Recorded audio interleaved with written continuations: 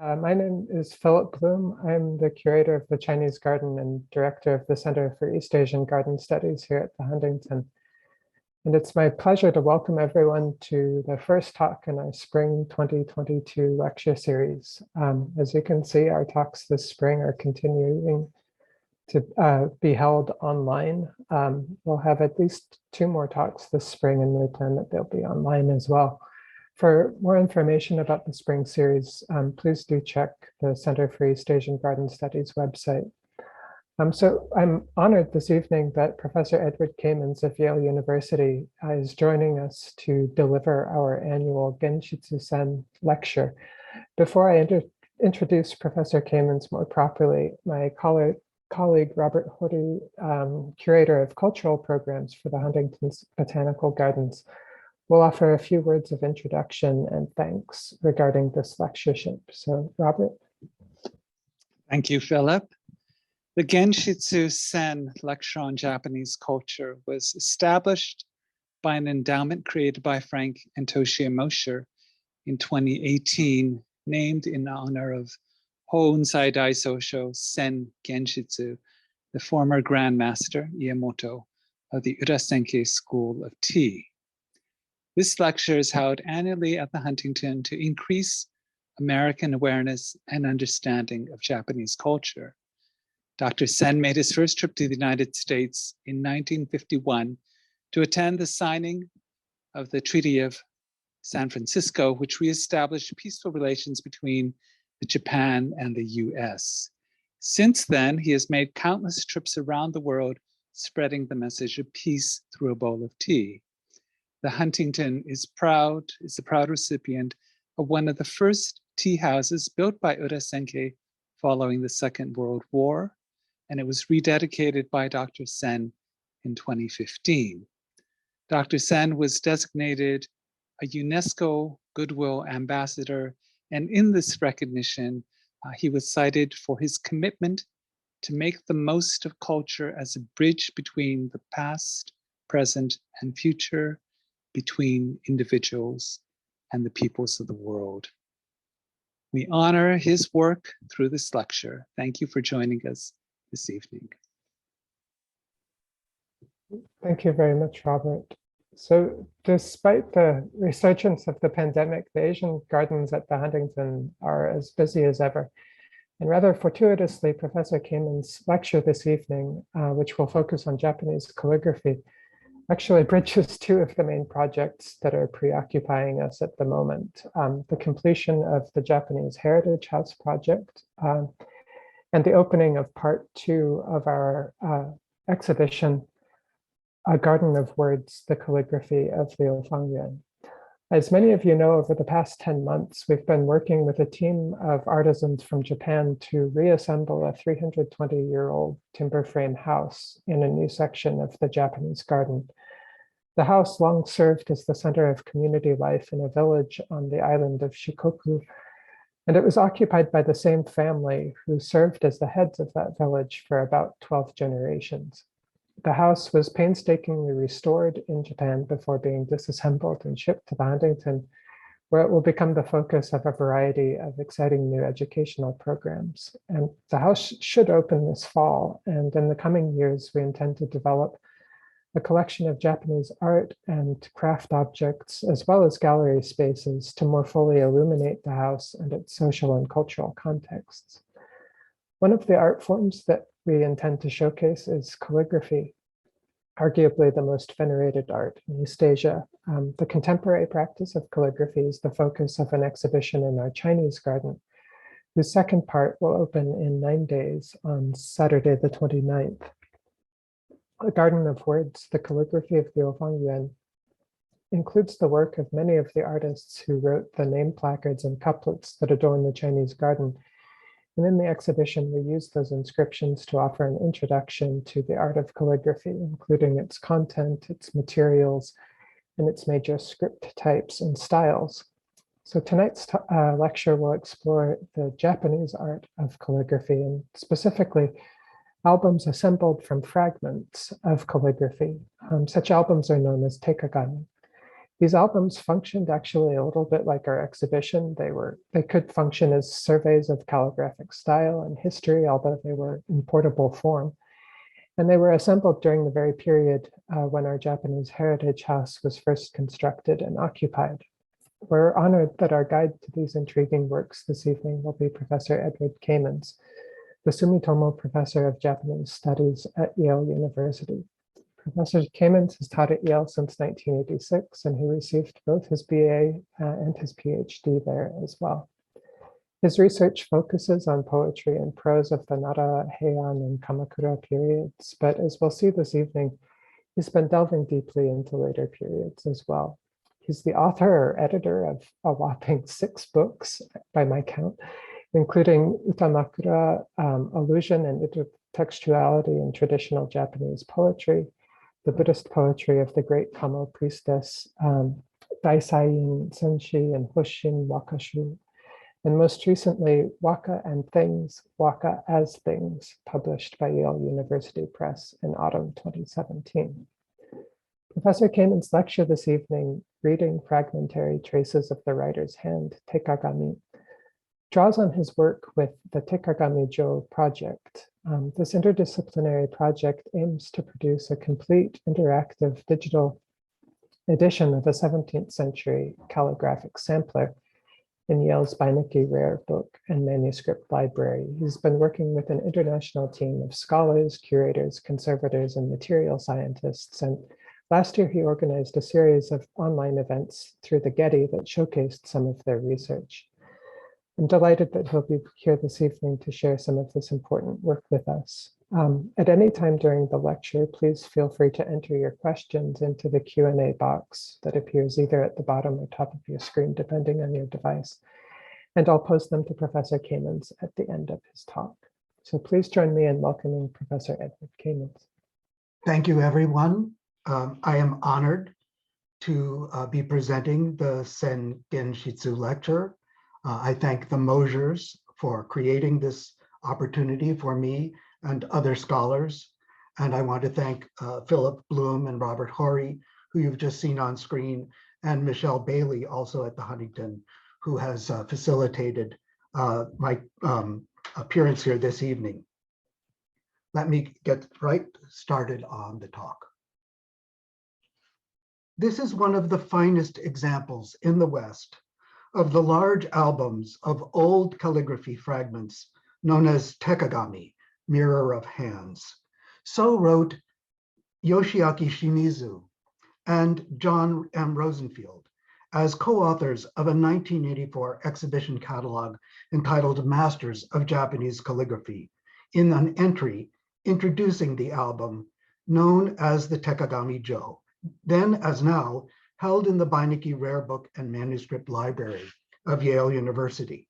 They continued, accurately, but not without a hint of censure, quote, created as collector's items or as models for calligraphy students. These albums began to appear in the early 17th century when the enthusiasm for early writing spread among educated Japanese. To fill an album with writing samples from different periods, professional connoisseurs would pillage the heritage of the past, taking pages from books of waka, Japanese poems, and cutting up old poetry scrolls and Buddhist sutras, end quote. Now, in a catalog for an exhibition that surveyed and celebrated calligraphy as such, we shouldn't be surprised to see that these two scholar authors took umbrage at the pillaging of what once were integral texts at the hand of what they called professional connoisseurs, who were working to meet a new and presumably profitable market demand. In these waning years of the first quarter of the 21st century, there are no doubt many of us who would feel much the same. And yet we live and work in a time and place that may prompt us to think about fragments, fragmentation, as well as heritage and their uses and abuses in yet other ways. Shimizu and Rosenfield's phrase, old calligraphy album,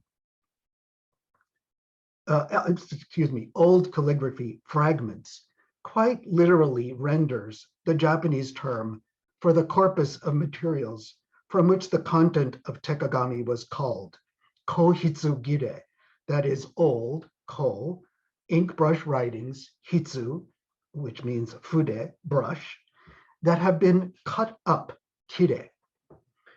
But were these damaging dismemberments of books and scrolls really the unkindest cuts of all?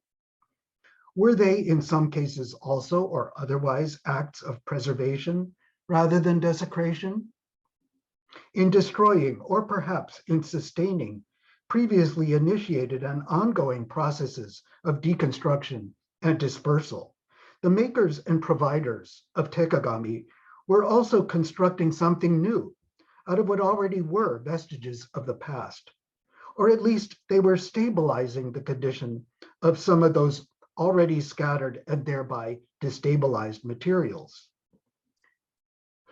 How different is that kind of production from, say, the assembling of an anthology of texts, be they poems, stories, or the like, which entails the sundering or rupture of those contents from their original or other previous locations and settings, and their emplacement in a new one, where they can or must be read in ways that are different from previously. Or for that matter, how different is this work from that of building a poem or another kind of text, or a work of art, or architecture, if we can call Hearst Castle that, or music, out of materials borrowed or excised from elsewhere and reworked into a new form or forms. Not so long ago, there was a moment in American cultural life in which the resurgent popularity of a somewhat old-fashioned domestic activity turned what had been a commonplace noun into a verb, scrapbooking. How unique and to what extent transcultural is the impulse to cut up saved bits of paper that have something to say about the past, one's own past, or perhaps someone else's, and having pasted them into the pages of an album to create a new thing to treasure, share, and bequeath to later viewers. The two scrapbooks I've just shown you have been handed down in my wife's family. As a scholar working with literary texts, I too could be quick to join historians of art, such as the late Professor Shimizu and Rosenfield, and many others, in bristling at the evidence seen in a Tekagami of the violence done to the integrity of texts, old or otherwise, revered as heritage or otherwise, especially in the case of calligraphy, which is text conceived or that has come to be viewed as visual art. But it should be obvious that there are other ways of looking at this matter, not the least of them being an attempt to understand the position and perspective of those professional connoisseurs of the 17th and 18th century and those of their clients. We live in an era in which collages and patchworks, scrapbooks, miscellanies, hodgepodges, and other mashups of works as new wholes are utterly common and widespread cultural forms, and in which fragmentation in many registers of experience, not only in materials, but also in cultural, political, social, and emotional phenomena of all kinds, is, for better or for worse, a given condition of contemporary life, or at the very least, a necessary phase in the coming into being of such assemblages of the scattered, tattered, and gathered. So it may be possible to read a Tekagami in ways that might not have been likely to be articulated in early modern Japan when they were made, nor when the Yale album was acquired for the university by the scholar and curator Asakawa Kanichi in 1934, nor for that matter, and with all due respect, in the cultural climate of some 35 years ago, when Shimizu and Rosenfield introduced it in the pages of that catalog. It is, however, still true that the Tekagami is, as they said, one of the finest examples of its kind in the West. Its name, which simply means Tekagami album, is a customary quasi-title of unknown origin. Another name or title of some kind is inscribed on the front cover of the album, as you see here, but it is damaged and we can't decipher it. Only two other albums that are comparable in dating, provenience, scale, and structure, and the quality of their content are known in the West, and both are in the United States. One is an album known as the Mokagami, a mirror of gathered seaweed, formerly in the Mary Griggs Burke collection and now in the Metropolitan Museum of Art in New York. The other, which has no title, is in the Knight Library and University of Oregon Archives in Eugene. I highly recommend the website indicated here for a vast amount of information about this Tekagami and about Tekagami in general. A number of fine examples of Tekagami are in major Japanese museums and other collections in Japan. Japanese scholars of these materials regard all three of the examples in the United States as comparable to them. The four most highly regarded Tekagami in Japanese collections are Moshiogusa, or seagrass, at the Kyoto National Museum, Minuyono Tomo, we can translate its title as Companions of Times Unknown, which is in the Idemitsu Museum in Tokyo, the Kanbokujo, or Castle of Brush and Ink, in the Moa Museum, Atami, and the Yome Bunkos, O Tekagami. All of these are designated Kokuho, national treasures, and all were compiled by one or another member of the several generations of the Kohitsu family of professional authenticators and provisioners of prized calligraphy samples. They were given the name of the material that they dealt with, Kohitsu, old prized calligraphy samples. And I can say that the Yale and Oregon albums are both believed to have been, at least at some stages of their assemblage, put together with the work of the members of the Kohitsu later generations. My talk tonight focuses on the Yale album as exemplary of the category as a whole, each example of which, of course, differs somewhat from the others. As I've said, the name Tekagami Jo is somewhat bland. It simply means a Tekagami album. It may be Asakawa's invention, or it might already have been attached to the album well before it came into his hands. When he cataloged the Yale album in 1934, he noted its contents as consisting of 140 pieces of original autographs of famous Japanese calligraphers of all ages between the 8th and early 17th century. That's from his cataloging card. In its present condition, however, we can identify 139 pieces of original autographs, as he put it, now in the album. The discrepancy is one of several indications that the contents of the album have changed over time. The residue of paste, where removals and substitutions have been made, is visible in several places.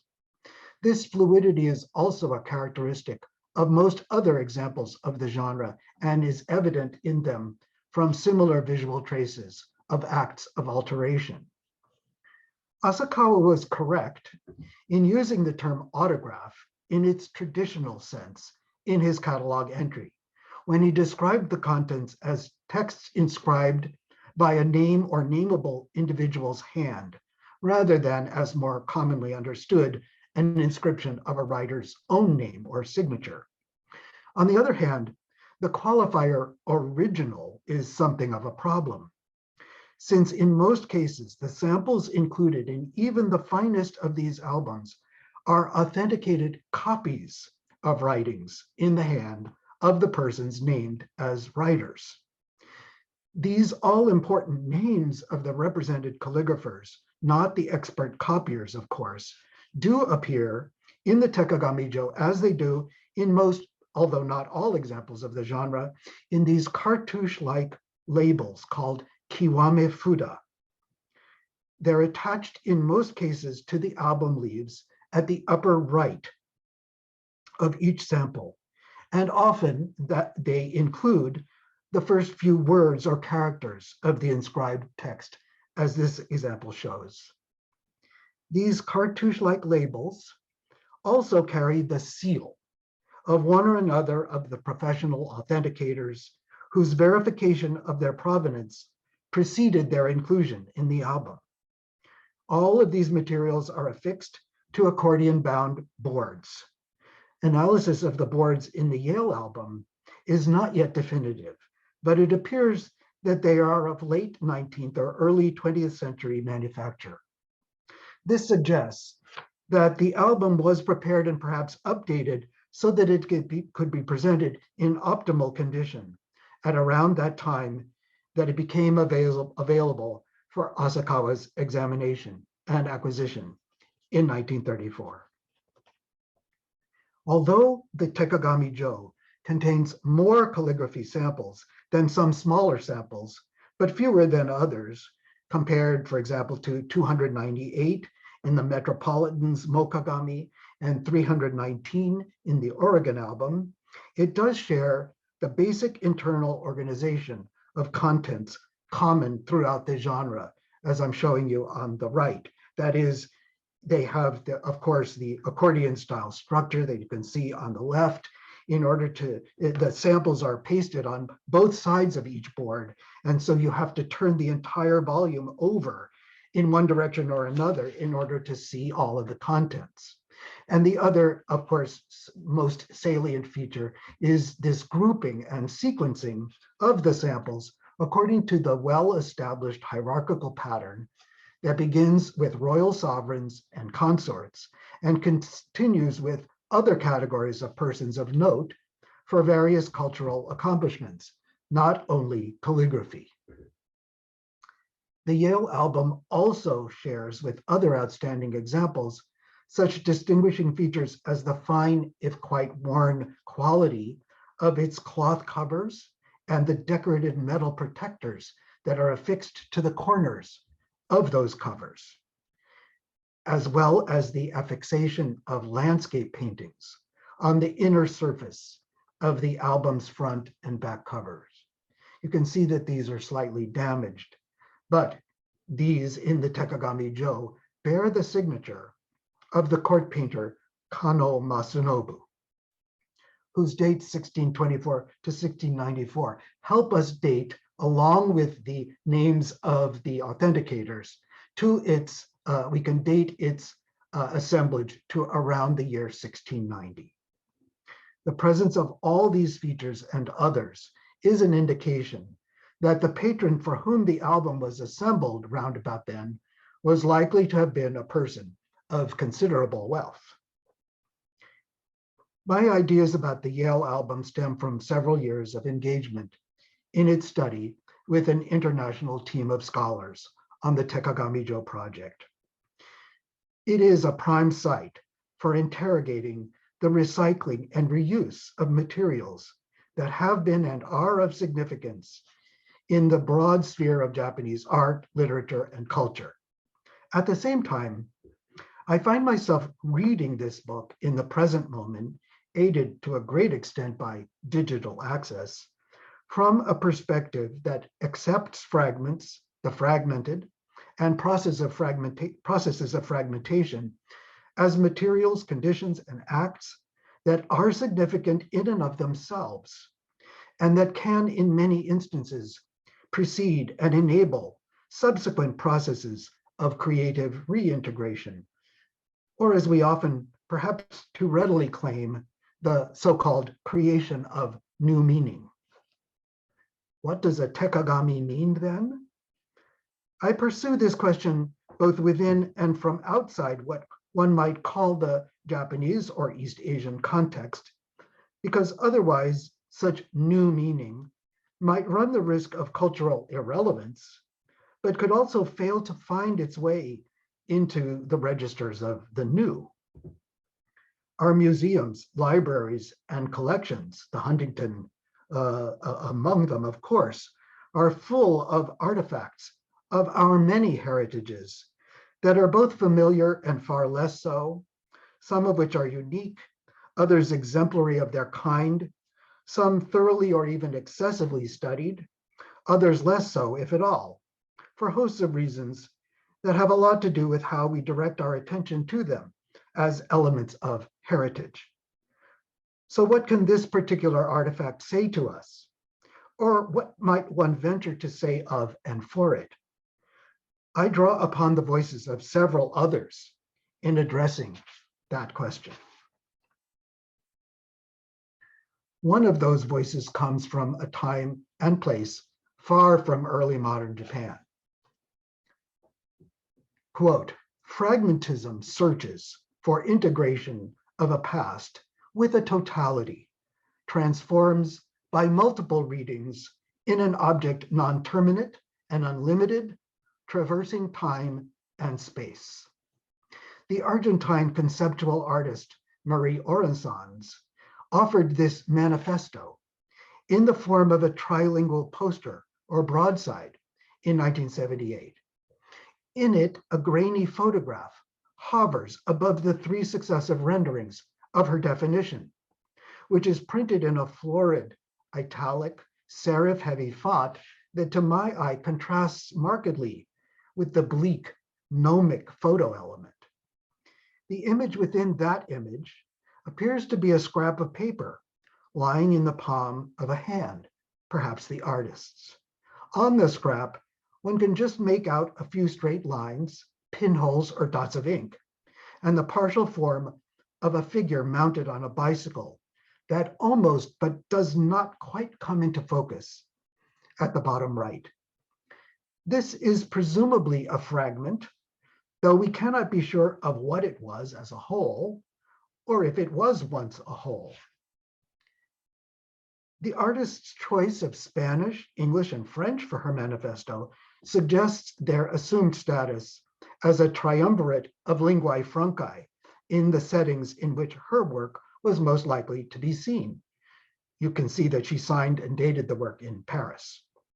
But surely there is no need to impose a concomitant limit on the potential utility of her articulation in efforts to understand any example of what we might call the phenomena of the fragmentary, or after Orensons, fragmentismo, encountered in the context of one culture or another, one form or genre or another, or one time or space or another. Her visual object, objecto, objet, combining image, a photograph, or perhaps a fragment of one, and script, this repeating, reflexively redefining sentence, instrumentalizes certain keywords that I too can deploy here in exploring an object that is likewise composed of parts, fragments from its past that find integration and are transformed through one or another acts of reading, lecturas, lecture, into a new object that is non-terminate, incabado, inachevé, and unlimited, ilimitado, illimité.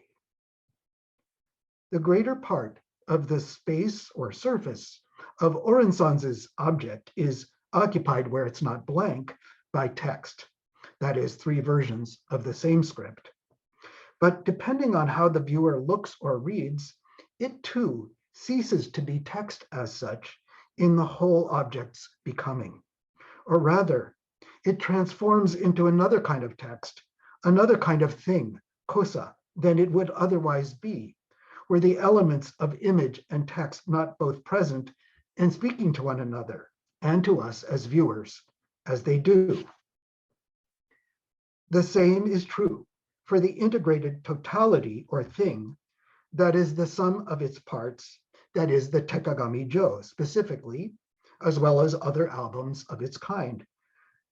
For the majority of samples in the Yale album and in Tekagami in general are indeed fragmentary in at least two ways. As already noted, they've been literally cut out of those texts of which they were once a part, scrolls and bound books, as Shimizu and Rosenfield indicated, but also documents such as letters that were transmitted as at first as folded papers. But these cutouts are also fragmentary in that they often begin, if one literally reads them, in medias res with respect to their sources, those original texts of poetry, narrative, scripture, etc., of which they were once whole or partial copies or excerpts. Just as frequently, they abruptly break off in what would seem to be mid-phrase or mid-sentence, as I'll show you in just a few minutes in more detail. In other words, the texts in Tekagami are not functioning as they would if they were still complete copies of excerpts from their sources, as in most cases they once were. Rather, their primary functions as parts of these albums are, that is, have become material and visual. Thus, certain aspects of their cultural significance have come to be privileged or have been superimposed over others in the very process of their assemblage in these albums. Are the samples in a Tekagami meant to be read in any literal way? The transformation they have undergone into parts that make up a new multi-part whole compromises that function, subordinating it to others, if not altogether canceling it out. This has not prevented scholars from examining them closely at the level of the word and the letter, that is the character, precisely for the purpose of investigating such granular differences as they may reveal between the texts that have become these parts of the whole and other manuscripts, versions, and renderings of their source texts.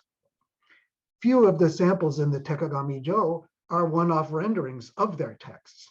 Virtually all are copies of other texts, and many are copies of copies. The same can be said for other albums of its kind.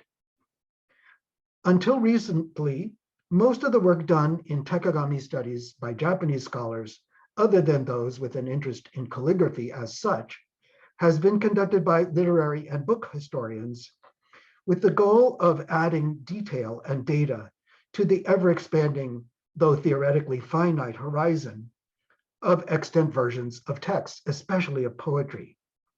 Recently, however, there's been a significant uptick of interest in the cultural context and conditions of the album's production and provenance, that is, their curatorial aspects and their place in the traditions of art, especially calligraphy, connoisseurship, and collecting.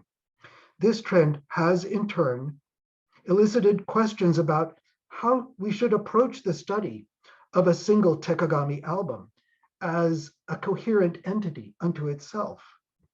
One such question in that vein preoccupies me. Is a Tekagami, as such, a text? Well, that raises the question, what is a text? In this category-defying book, Spontaneous Particulars, The Telepathy of Archives, the American poet Susan Howe reminds us that the English word text comes from medieval Latin textus, style or texture of a work, literally thing woven, from the past participle stem of texere, to weave, to join, fit together, construct. Directly above that paragraph on the right, as we're looking at it now, showing this color photograph that shows a detail of an embroidered silk on linen sampler, which is the work of Rebecca White of North Salem, Massachusetts, in 1766. In this bucolic scene, we can see an elegantly dressed man proffering a posy to a similarly attired woman. It's a courting scene, and there are a number of witnesses that seem to include some frolicking sheep in the background. This is the cutout from the whole sampler that Howe has shared with us in the book.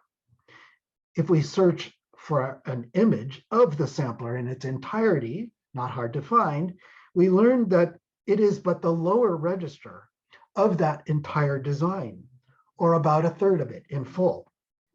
Above that portion, as we might expect or assume of an 18th century sampler, and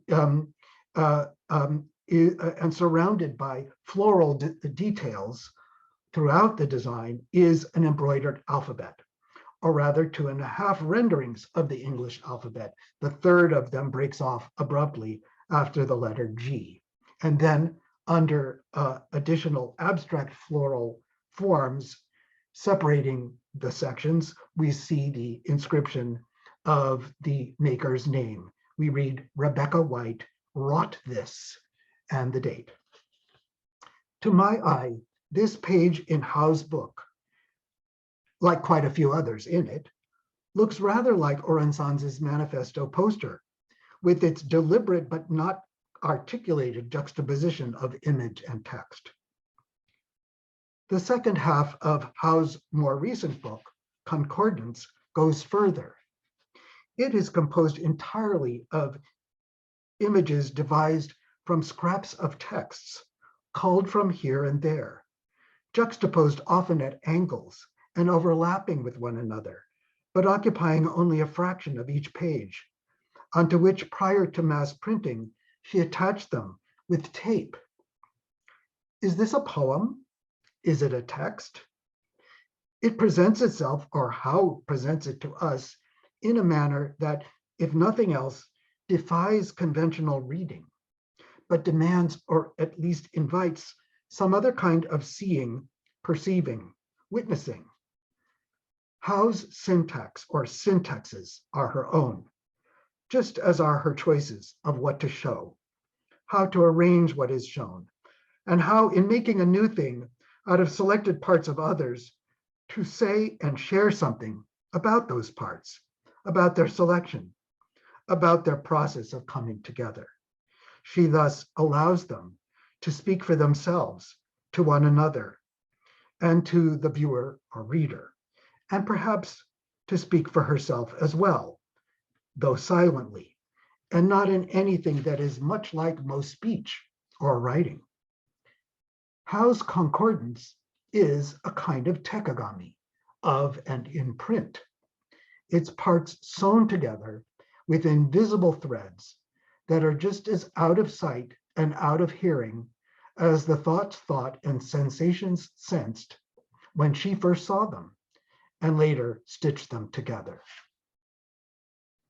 The thoughts thought and the sensations sensed as the compilers of Tekagami made their selections and pasted their chosen samples onto the boards of the albums they would then present to their clients, are likewise irretrievable. Though some viewers and readers may feel enabled by what they see in the results to make inferences and projections. This is in part because, in contrast to what we see in Howe's books, which, as I've suggested, seem to have a discernible, if elusive and opaque syntax of their own, which is their beauty and power. In contrast to that, a Tekagami as a whole integrated entity may be said to have a somewhat more readily perceivable sense-abetting syntax or grammatical structure, in that its parts, its scraps and shards of exemplary text writing, are presented according to the previously mentioned sequential pattern that we see repeated across the horizon of the best known examples. But I'll go further to suggest, in response to my question about whether or not they are texts, that Tekagami have other text-like sense-making features. For one thing, there's perhaps some sense to be made of the poeticizing names given to or otherwise acquired by at least some of the major examples of them.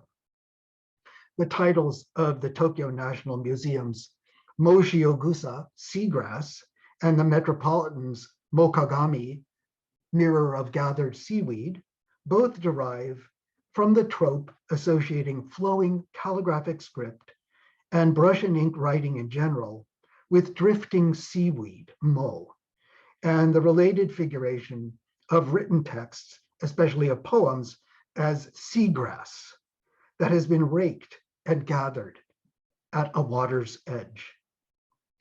Minuyo no Tomo, on the other hand, is an adaptation of phrases that open a section of the writer Yoshida Kenko's 14th century miscellany, Tsurezuregusa, known as Essays in Idleness in English. More literally, the title means writings, grasses, kusa, jotted to assuage tedium, tsurezure. Here's the key quotation.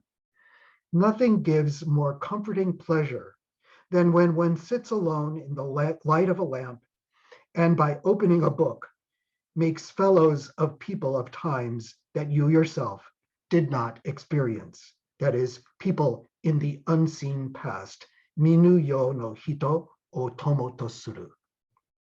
Maybe that would serve aptly as a motto for the Huntington Library itself. As we've seen, the seeker of such fellowship in the pages of a Tekagami will find a series of disaggregated and miscellaneous pieces of writing by a lot of men and just a few women of earlier times. What relates them to one another is not their content, but their status as artifacts of a history of acts of writing and the use and reuse of the results thereof. Furthermore, since calligraphy samples in Tekagami are, as I've emphasized, conventionally arranged into these models of social stratas, they're arranged into these subsequences based on social categories that also mirror hierarchical rankings. They may also suggest or constitute a typology of hands that might be mapped onto a corresponding model of social strata, suggesting that the most elite, the royals, this is an 8th century emperor's hand, or said to be that, the most elite royals then wrote and write this way, and the somewhat less elite members of society wrote and write this way, and so on. Overall, however, I would say that the implied statement made by the contents and structure of these albums, considered as a whole, might better be taken to be something along the lines of esteemed personage X wrote this, and esteemed personages Y wrote this and this and this, in a repeating display of traces of ink brushed onto paper in many different moments across time and space. As a result, in examination of any given leaf or sample or the album as a whole, we can perceive dual or multiple significations, still signaling by turns, long after their inscription, in something of the manner of a palimpsest.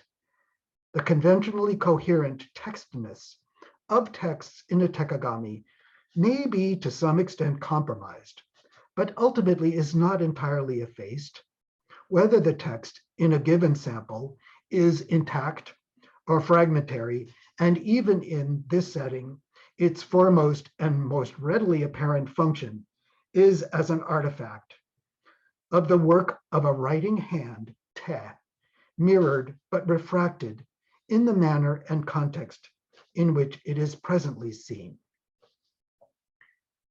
Thus, it is perhaps the artifactuality of the contents of a Tekagami, piece by piece and in aggregate, to which we're asked by it and its maker to give our attention, rather than to its compromised or effaced or intermittently interrupted textuality. But maybe we can have things both ways. Are these two aspects really so easily distinguished from one another? Don't artifacts, whether whole or fragmentary, speak and tell stories?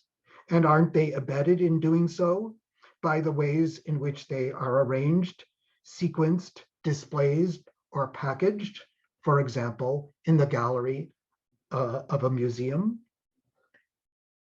In this connection, I think of the paintings, room furnishings, and a host of other artifacts in various media arranged just so and unalterably in the galleries of the Barnes Foundation in Philadelphia, or at Kettle's Yard in Cambridge, England. The ensembles that the visitor sees there today are kept just as they are, at the insistence of the founder collectors, to tell their stories about their tastes, their resources, their associations with artists and dealers, and so on, and thus to shape the experience of the visitor as something rather like Kenko's idealized encounters with the unseen people of the past that he claimed he would meet with in the pages of books. At the Barnes or in Kettle's Yard, multiple agencies are at work. The paintings and other objects on view each act on their own and together, but their original acquirers and arrangers have ensured that they too can continue to exercise their own orchestrating agency. Much the same can be said, I think, about Tekagami, their contents and their arrangers, except that the latter, the arrangers of Tekagami, allow and practice subsequent alteration of their arrangements.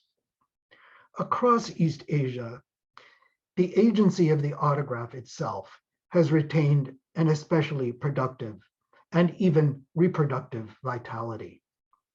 The calligraphic trace has long been seen as an embodiment and visually communicating reflection of the personhood and personality of the writer, which through faithful copying, without which the Tekagami would not be possible, and representation, which is the Tekagami's mission, can be revived and in a sense perpetuated.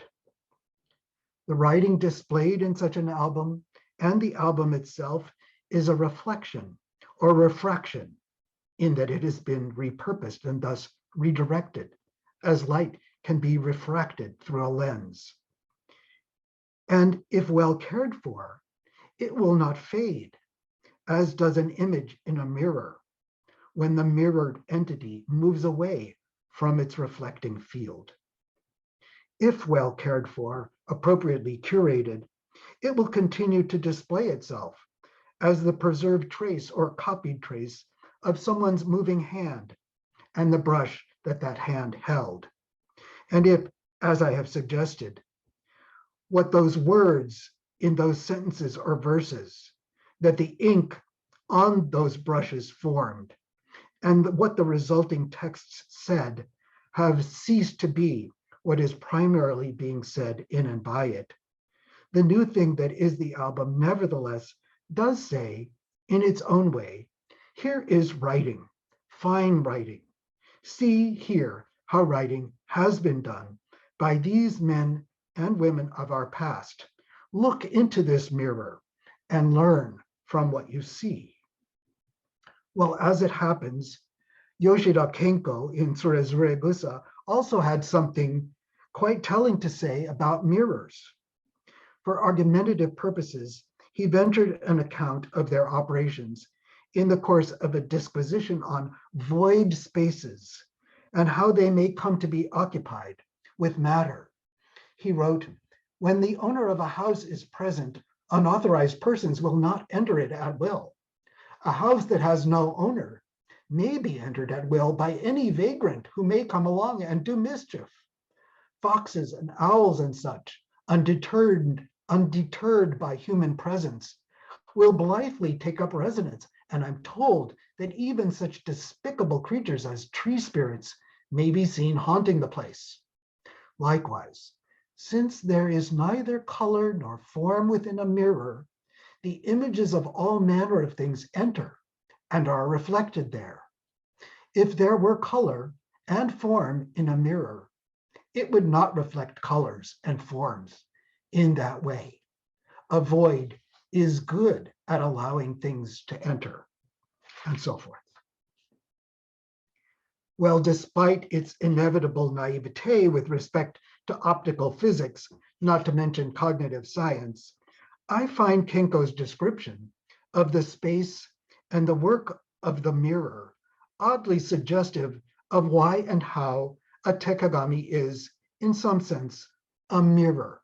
The Japanese word, again, for mirror, kagami, seems to come from the words for reflection or image, kage, which can be seen, kagemi, kagami. So I would claim, therefore, that a Tekagami is, in some sense, truly a mirror, or at least maybe this is why we call it this. Not so much because of its reflecting or refracting functions, but rather if it is imagined as a space or vessel, a la Kenko, into which matter, here hand-brushed writings of the past, in this case, can enter because, or rather as if, there's nothing else there.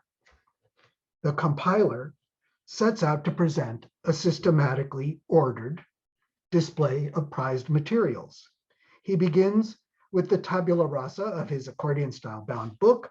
He fills it with those materials, all of which hold, but will not necessarily reveal their own individual stories of how they were made or where they've been. Up to that point, those materials have been in motion, passing from hand to hand, space to space. Now they come to rest, at least for the present, in a single, stabilized, coordinated space from which a new story, new meanings issue forth. I think of the Japanese poem, the classical waka, that is, in very similar terms. It is a vessel, a very simple form, really, into which matter is poured. That matter is, of course, words. And by and large, they are words that have long been in motion and have previously been captured and anchored within other poems, but that remain free to be recaptured and re-anchored in new ones, over and over and over again. And by virtue of having been used in poems previously, they become the matter that will and must be used again in just this way. I bring this up not just because poem texts predominate in the content of Tekagami text samples, but rather to offer another structural analogy. For like the anthology, or for that matter, the eclectic museum that strives to be encyclopedic or to tell its own special story, as in the Barnes or Kettle's Yard, let alone the Huntington or the Getty, the Japanese poem is also a space, admittedly a rather modest, small-scale one. My Yale students last semester called it very limited real estate. But it's a space into which resonant, prized materials are loaded, having been seized or caught in mid-motion, as it were, on their way from wherever they've been in other poems to wherever else they may be going, into other poems, ad infinitum. Let me demonstrate this in these last few minutes of my talk with some poems that appear in the Tekagami-jo itself. This leaf is one of the few in the album that displays a woman's hand. It's identified as the writing of Abutsu Zenni, the nun Abutsu. She died, as you see in the inscription, in 1283. The leaf bears transcriptions of a series of poems from the 5th of the chapters of love poems in the Kokin Wakashu, the first of the imperial anthologies of Japanese poetry compiled around the year 905. But a close look reveals that the sequence is broken at its outset. The first 3 5-beat lines or ku of the first poem are missing while the remaining 4 poems are whole.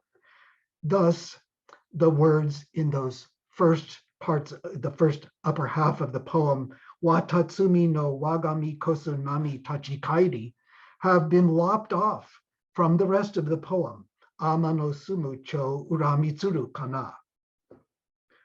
This leaf has not only been pillaged, as Shimizu and Rosenfield put it, it has also been subjected to amputation. It still fulfills the task of displaying what the viewer is meant to see as Abutsu's hand, but its integrity, such as it was, as a part of what was no doubt a much more complete rendering by her of the revered anthology, or a part thereof, has been lost. Its reuse here redefines what it signifies. This panel contains 3 samples, and in that respect, among others, it's somewhat unusual. Most of the panels in the Tekagami Jo have only 1 large sample, or at the most 2. Only 2 or 3 of them have 3 pieces on the surface of a single board. This is in part what suggests that this board has been curated or recurated more than once, as its components literally were recycled and reused. The Kiwame Fuda label at the lower right identifies the sample beside it as the hand of Fujiwara no Shunzei, or Toshinari. And its content is a series of just a few lines from a long poem, Choka, so it is ipso facto fragmentary. And then the Kiwame Fuda at the lower left, highlighted now, it doesn't really belong there, but that's where it's been moved to, identifies the leaf above it as writing in the hand of Shunzei's son, here named Kyogoku Komon Teika Kyo, or Fujiwara no Teika. The Kiwame Fuda also produces the first 4 characters that are inscribed in the sample, which begin a sentence with the words, and then the 2 prime ministers took their seats at the head of the room. These are the first words of an excerpt from a diary called Choshuki by the courtier Minamoto no Morotoki from the late 11th, early 12th century. The sample in the upper right has no accompanying Kiwame Fuda, but it too is unmistakably in Teika's hand, or it's a copy thereof. It contains 4 fully transcribed poems by Fujiwara no Ieyoshi, who was in his youth attached to Teika's literary circle and is known to have sought poetic guidance from him. The scholar Kuboki Hideo has confirmed that this leaf is a section of a now dispersed manuscript copy of an erstwhile and now lost Ieyoshi Shu, that would have been a collection of his poems, that is attributed to Teika and is known as the Goshu Gire, or 5 poem fragments manuscript, since its scattered pieces tend to show 5 poems in a total of 10 lines of writing per page. Yes, the extant leaves of Goshu Gire itself are scattered, and we are in this case looking at a fragment of the fragmented, which has been pruned yet further, because I'm sure you can all count, the sample in the Yale album offers only 4 poems, just 8 lines. We can surmise that as the dispersed leaves of the Goshu Gire passed from owner to owner, that which eventually came to rest in the Tekagami Jo was further trimmed, perhaps to create yet one more collectible and saleable fragment containing just 1 poem in Teika's hand, or what would be understood to be Teika's hand. Here again, let's focus on the first poem on the leaf, which reads, Furuyuki no sasanami shiroki, nio no umi no kori no ue ni, urakaze zo fuku. For argument's sake, please allow me to subject this poem to a kind of distant reading. My purpose in doing so is to show what I mean if I assert, resorting to near hyperbole, that a poem such as this is just as much an assemblage of fragments recycled and reused as were the leaves of the Goshugire itself, and as are all the contents of a Tekagami. Online databases offering word thread searching capabilities reveal that there are 450 poems in the digitally available corpus of waka texts that contain the line, as in the first poem, first part of the poem here, Furuyuki no, falling snow. There are just 3 that have the combination Sasanami Shiroki in our second line, whitened waves, but there are 499 that use the word Sasanami in this or other ways. There are 183 poems that have Nio no Umi, one of the names of Lake Biwa, favored by poets, and closely linked with Sasanami. There are 87 poems with Kori no Ueni on top of the ice, and 197 that have Urakaze Zofuku, the wind blows across the bay. All of these elements, of course, are arranged in orders different from that of this Ieyoshi-shu sample. For good measure, let me add that the same database yields 93 hits for the use of the phrase watatsumi no, that is, the phrase that comes first in that amputated first line of the 3 that begin the first of the Kokinshu poems on the Tekagami-jo Abutsu leaf. And I can find 122 hits for the word watatsumi alone, shorn of that particle no. Now, I am very well aware that such dissection of poems may seem to be yet another way of effacing their poeticity, but I would insist otherwise. It is precisely the background murmur of the previous uses and reuses of each word and phrase, and of the images that they invoke when combined as they are in such poems as these, that yield poeticity. And in doing so, those renewable energies are released for yet more poem making in the future. My vision of poem making is, in the waka tradition, is indeed one in which the creative mind of the poet seizes shards of language that are in motion, in memory, or in text, or both, and temporarily, for the lifetime of the poem, stops them in their tracks, arranged and held down, like tiles or broken bits of glass or ceramic in a mosaic design. There they rest for the time being, that is, for as long as the design holds, unless or until its parts are, for one reason or another, such as new poem making, disturbed and put into motion once more for redistribution or relocation. The waka poem is a small thing.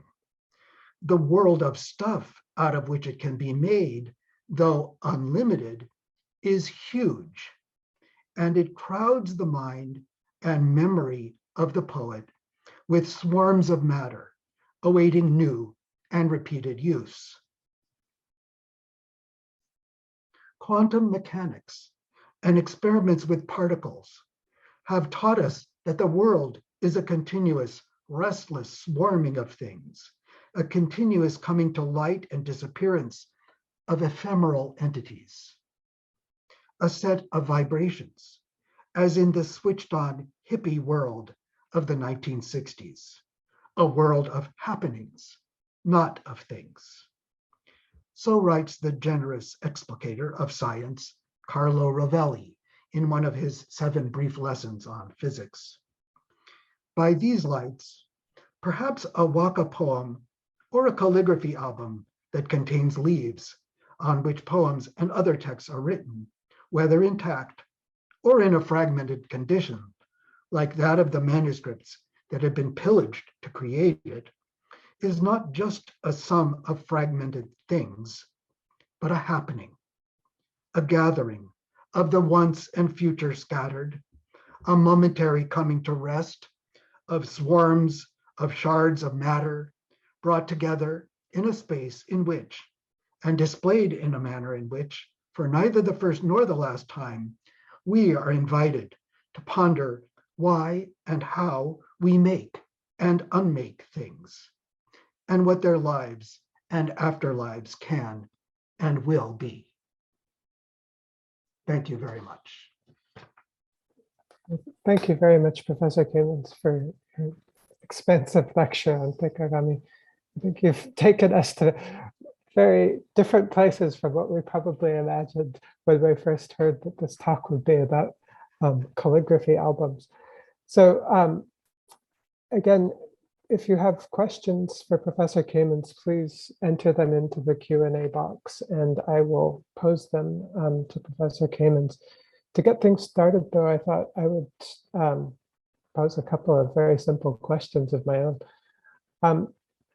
You mentioned at the very beginning of the talk that most of the extant Tekagami seem to have been assembled by a single family, the Kohitsu family. I Yes. wondered if you could just fill out that context a little bit for us. Who were the Kohitsu? Do we have any sense of why they were producing these things? And are they original owners of any of the albums known? Yes. This is a family whose some members of which have the surname Asakura.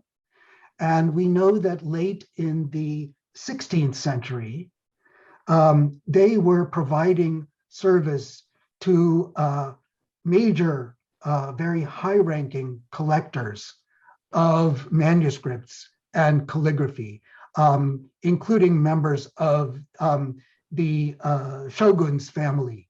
Hideyoshi and his son were major collectors. And it was actually Hideyoshi's son who gave the family the surname Kohitsu in recognition of their service.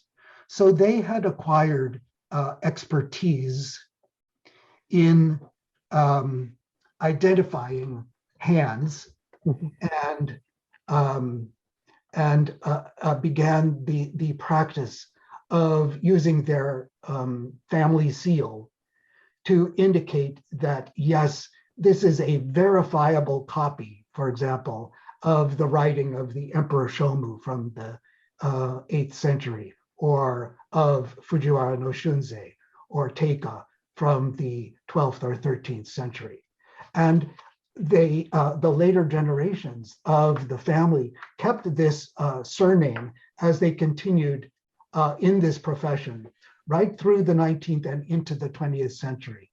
So the slide that I showed you that has the seals of the authenticators on the Kiwame Fuda in the Tekagami Jo at Yale have, as you saw, several members of the Kohitsu family whose dates range from the 18th century up until the late 19th century.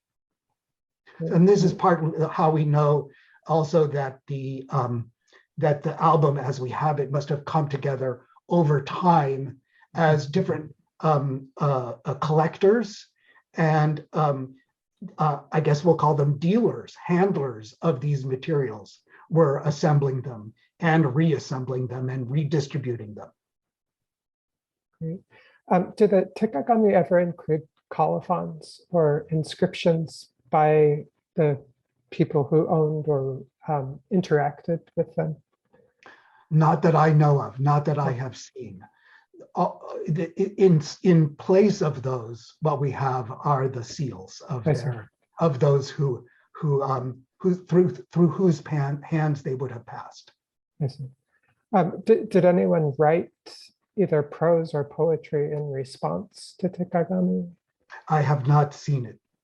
Oh, really? That would be great to see. Yes. Oh, yes. No. I also was wondering, you just mentioned again the act of authenticating these fragments of calligraphy, and I think you used the phrase authenticated copies of calligraphy. Yes. Yes.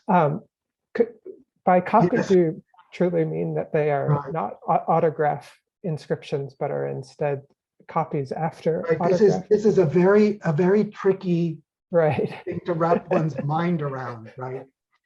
So I showed a couple of times, for example, the sample that is said to be the hand of the Emperor Shomu. Yeah. Typically, a high quality Tekagami opens with a sample of the writing of Shomu. And characteristically, they have relatively large characters. So they're known as Ojomu, which in this case means big Shomu characters.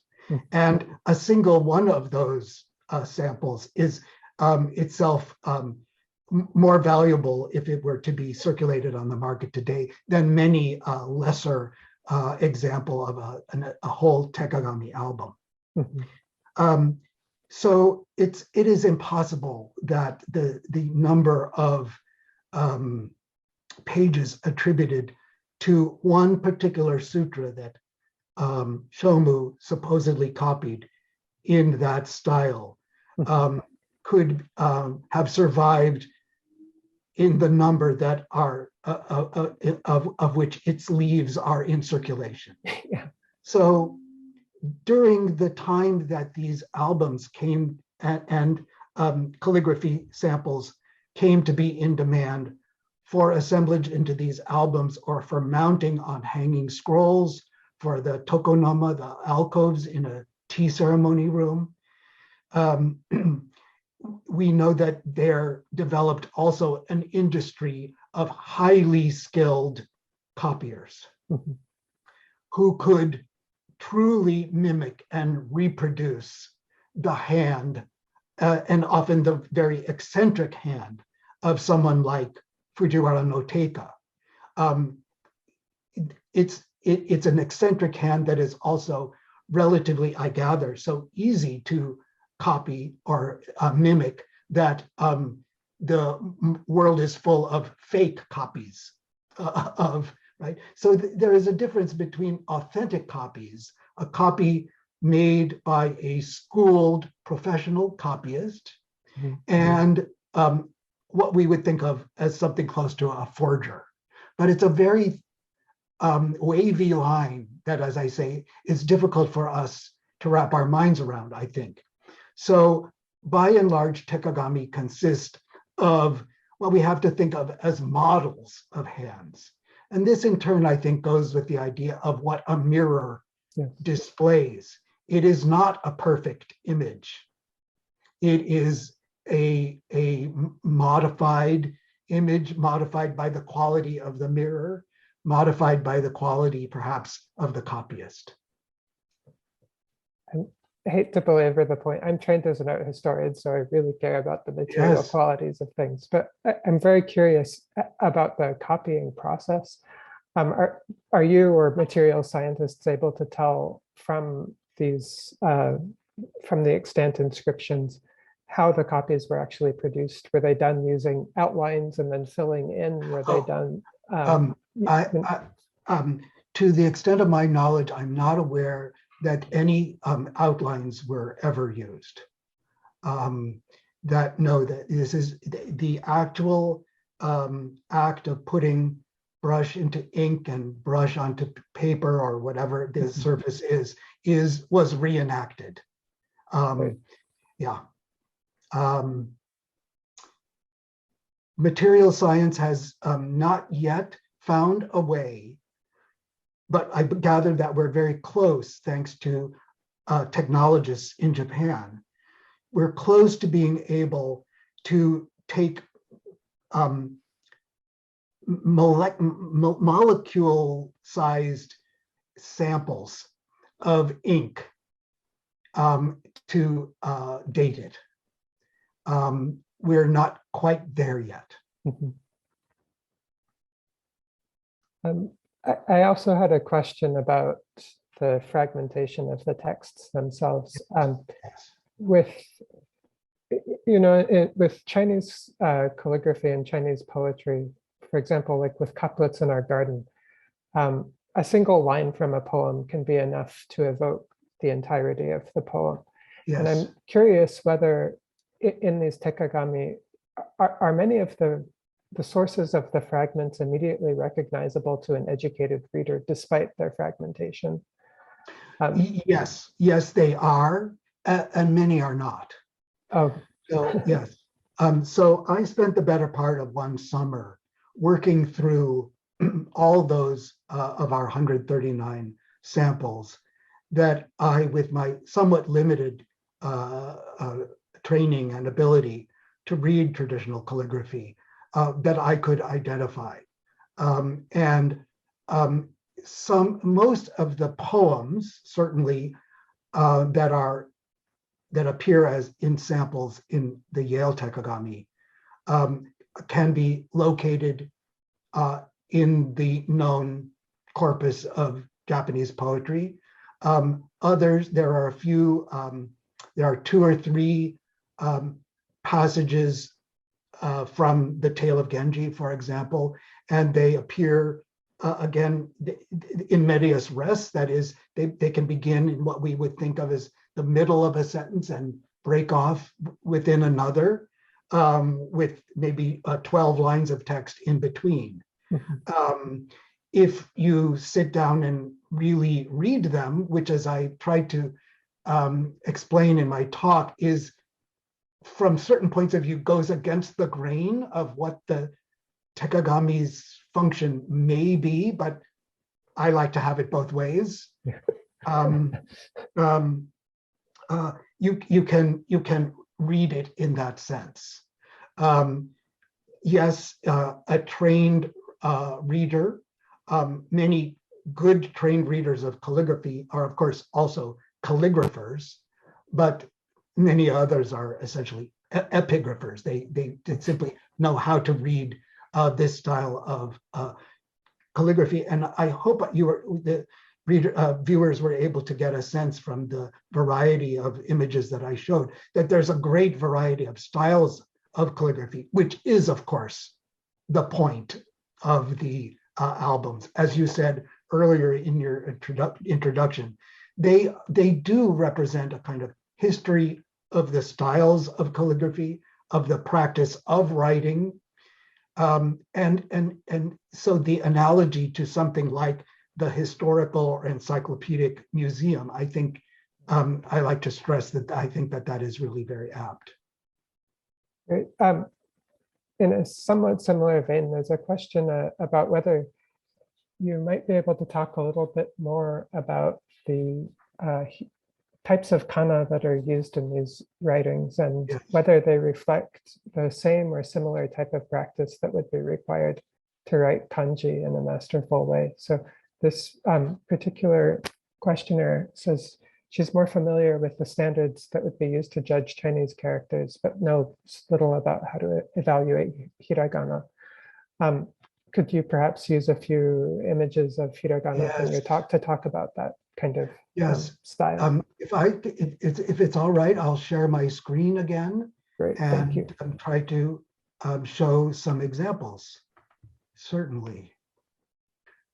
So in the leaf in the center here, you can immediately 3 very different styles of kana calligraphy mixed with a few kanji in the example in the center leaf at the lower in the lower part of the volume of the leaf, right? The tanzaku, the long vertical rectangular shape at the right, is entirely written in kana, and you can see how the calligrapher has used the brush very lightly and perhaps did not dip it more than once or twice in writing the text over a design that was already imprinted in the paper. That's a key feature. then the dual colored sample in the center up above, again, is by and large a mixture of a few hiragana. You can see, for example, I wish I had a pointer. I'm sorry, I don't. But the second line of calligraphy, we see a characteristic rendering of the character shi, the hiragana character shi, which is that long horizontal line with a tiny hook at the end of it. That is very much in the style of the great calligrapher from the early 17th, late 16th, early 17th century, Konoe Nobutada. Again, the ligature, the way in which the kana characters are connected to one another, shows, among other things, again, gives us a very physical, visceral sense of the movement of the brush without being picked up until we get to the bottom of the line where the writer is about to run out of room, and so adds two little characters before he or she picks up the brush and moves to the next line, having dipped it again, right? Then we have Teika's writing on the far left. All kana, all hiragana, no kanji. This is again from the Goshu Gide. And I think one can see, my knowledge of the detailed study of calligraphy is really being pushed to and beyond the brink here. But I think you can see a great difference between Teika's so-called eccentric style, often imitated, with Abutsuni's on the far right, which I suppose many viewer might describe as a much more feminine hand. I hesitate to go there, but I think there are connoisseurs who would make that claim. Mm-hmm. I hope that helps the questioner. That's very helpful, thank you. Mm-hmm. You mentioned several times in your talk the structure of these Tekagami Yes. and the kind of relation to social status. Yes. And I think you also mentioned the possibility that we might look at Takagami as, you know, a sampler of the ways of how people of different ranks write. Yes. Is there a similar relationship between social status and the kinds of texts that are associated with these different hands? That is a wonderful question. And I would say, at least in my careful analysis of the content and source texts in the Tekagami Jo, I would say no. So everyone's writing poetry right. and sutras and... Yes. Now, as I think about it, for example, there is a higher concentration of copies of passages from Buddhist sutras among the many examples by members of the royal family, sovereigns, princes, than there are in other categories of calligraphers. That would be one example. If I recall correctly, the examples from several Renga masters and Bushi, warriors and military commanders, are Renga, linked verses. Oh. So there is some correlation, but I wouldn't say that it perhaps correlates more to, what shall I say, not so much their social status, but their roles and activities in society and culture. But to be honest, I think it really is quite a miscellaneous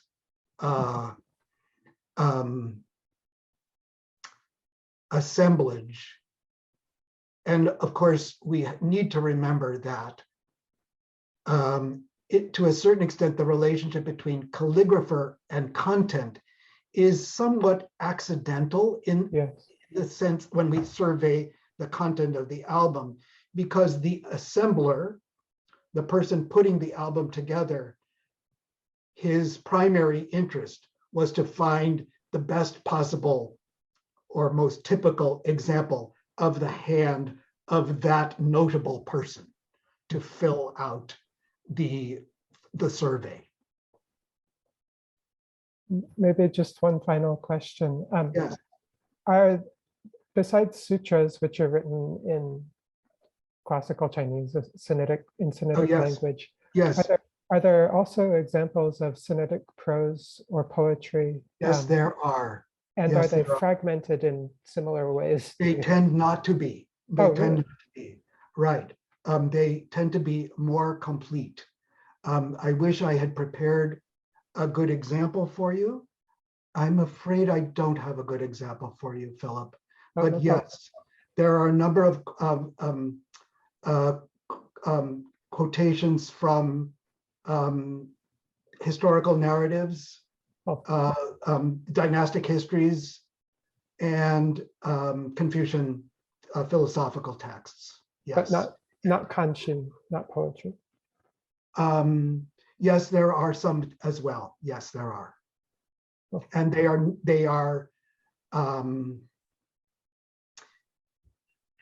are whole couplets. Okay. Not necessarily entire poems, but they are complete couplets. Oh. That's interesting. Yes.